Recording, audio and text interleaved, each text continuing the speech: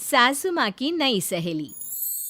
प्रिया kitchen में चाय बना रही होती है और सुमन ड्राइंग रूम में बैठकर मजे से टीवी देख रही होती है। तभी दरवाजे की घंटी बजती है। प्रिया, जरा देखना तो कौन आया है। देखती हूँ मम्मी जी।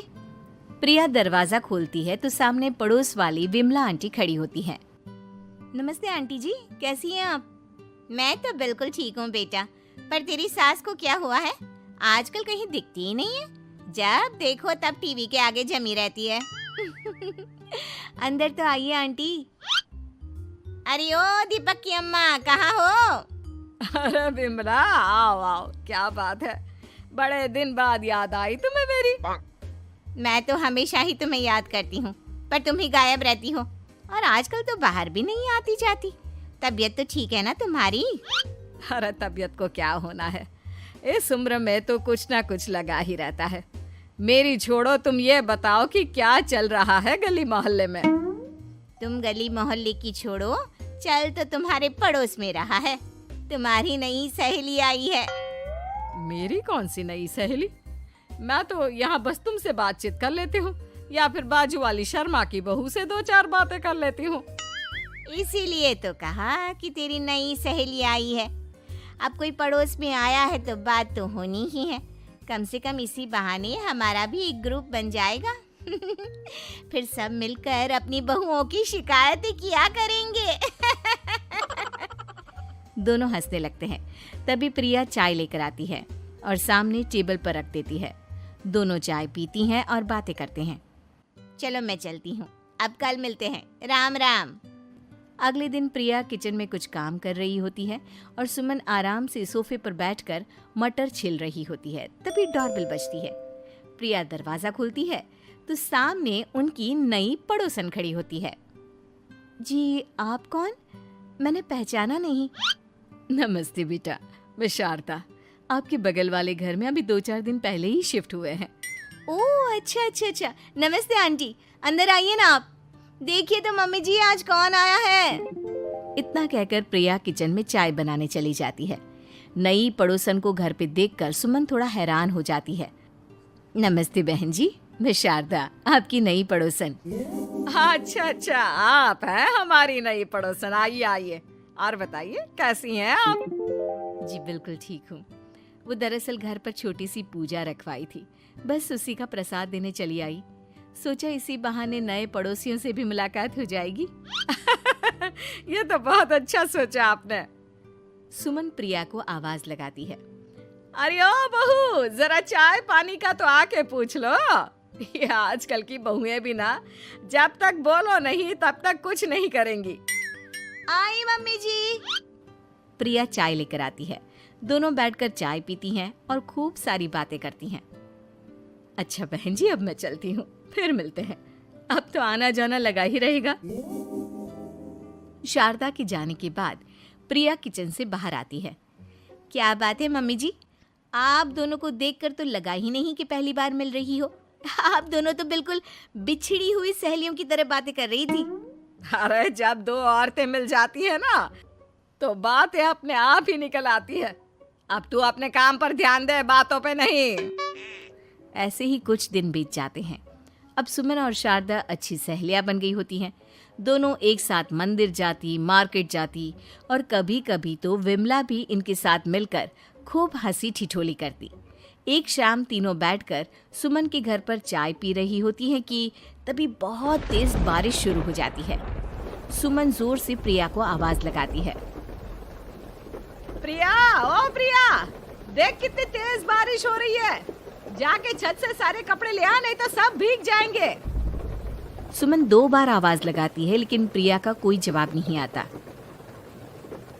शायद प्रिया कुछ काम कर रही है, इसीलिए कुछ जवाब नहीं दे रही। अरे काहे का काम, आराम फरमा रही होगी महारानी। तभी प्रिया बीमार हालत में अपने कमरे से बाहर निकलती है। हाँ मम्मी जी, क्या हुआ? मेरी तबीयत थोड़ी ठीक नहीं है ना, इसलिए आग लग गई। अरे सारे कपड़े भीग गए और तुझे सोने से फुर्सत नहीं है। सबके सामने सुमन के मुंह से ऐसी बातें सुनकर प्रिया उदास हो जाती है और छत से कपड़े उतारने चली जाती है। सुमन, ये क्या बात हुई? प्रिया ने बताया ना कि उसकी तबीयत ठीक नहीं, इसलिए उसकी आंख लग गई। तुम भी ना खामखा उसे सबके सामने सुना दिया। अरे आप नहीं जानती शारदा जी, कुछ बहुएं ना बहुत आलसी होती है, घर का एक काम नहीं करना चाहती। ऐसा नहीं है सुमन, तुम्हारी बहू तो बहुत प्यारी है, तुम्हारी सारी बात भी तो मानती है। हाँ सुमन, तुम प्रिया के बारे में ऐसा क्यों सोचती हो? मेरी भी दो बहुएं हैं, लेकिन मैं उन्हें अपनी बेटियों की तरह रखती हूँ। आखिर वो भी तो किसी की बेटियां ही है ना। और अगर तुम ऐसा ही व्यवहार करोगी तो एक दिन प्रिया भी तुम्हारे साथ ऐसा ही बर्ताव करेगी। शारदा और विमला की बातें सुनकर सुमन की तो बोलती बंद हो जाती है। वहीं प्रिया भी बाहर से सारी बातें सुन रही होती है। अरे मैं कोई उसकी दुश्मन थोड़ी ना हूँ, मैं भी उसकी माँ हूँ, लेकिन कभी कभी सास बनना पड़ता है, नहीं तो बहुएं हाथ से निकल जाती है। देखो सुमन, ये सब सोच का फर्क है।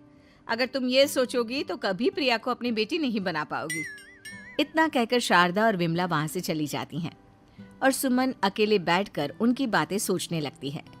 अगले दिन प्रिया और दीपक अपने कमरे में बैठकर बात कर रहे होते हैं और सुमन उनके कमरे के बाहर कुछ काम कर रही होती है और उन दोनों की बातें सुन लेती है।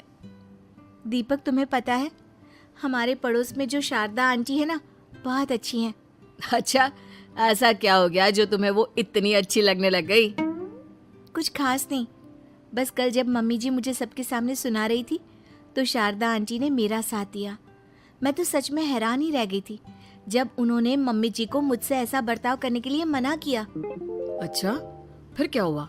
होना क्या था, शारदा आंटी तो मम्मी जी को समझा ही रही थी कि बहू को भी बेटी की तरह ही रखना चाहिए, लेकिन मम्मी जी तो मम्मी जी है ना, उन्हें तो मुझ में हमेशा कमी ही दिखती है। काश मुझे भी शारदा आंटी जैसी सास मिली होती जो मुझे भी अपनी बेटी जैसी समझती। सुमन ये सब सुनकर बहुत उदास हो जाती है और वहां से चली जाती है। प्रिया की बातें सुमन के कानों में बार बार गूंज रही थी। उसे बहुत शर्मिंदगी महसूस हो रही थी कि उसने प्रिया के साथ बहुत गलत किया है। अगले दिन सुमन शारदा और विमला को बुलाती है।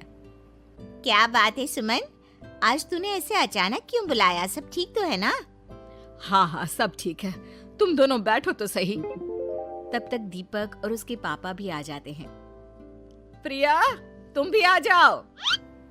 क्या हुआ मम्मी जी, आपने बुलाया? हाँ प्रिया बेटा, मैं आज सबके सामने तुमसे माफी मांगना चाहती हूँ। मैंने आज तक तुम्हारे साथ बहुत बुरा व्यवहार किया है, लेकिन तुमने कभी भी मेरे साथ बुरा बर्ताव नहीं किया। मुझे अपनी गलती का एहसास हो गया है, हो सके तो मुझे माफ कर देना। प्रिया अपनी सास की बातें सुनकर हैरान हो जाती है। उसकी आंखों में आंसू आ जाते हैं। प्लीज मम्मी जी, आप मुझसे माफी मत मांगिए, मैं भी आपकी बेटी ही हूँ। वैसे एक थैंक यू तो मेरी नई सहेली को भी बनता है, जिसकी वजह से मुझे मेरी गलती का एहसास हुआ। शारदा बहन, आपका बहुत बहुत शुक्रिया जो आपने मेरी आंखें खोल दी। अरे क्या सुमन, तुम भी ना। तो फिर इसी बात पर चाय और पकोड़े हो जाए। हाँ, क्यों नहीं।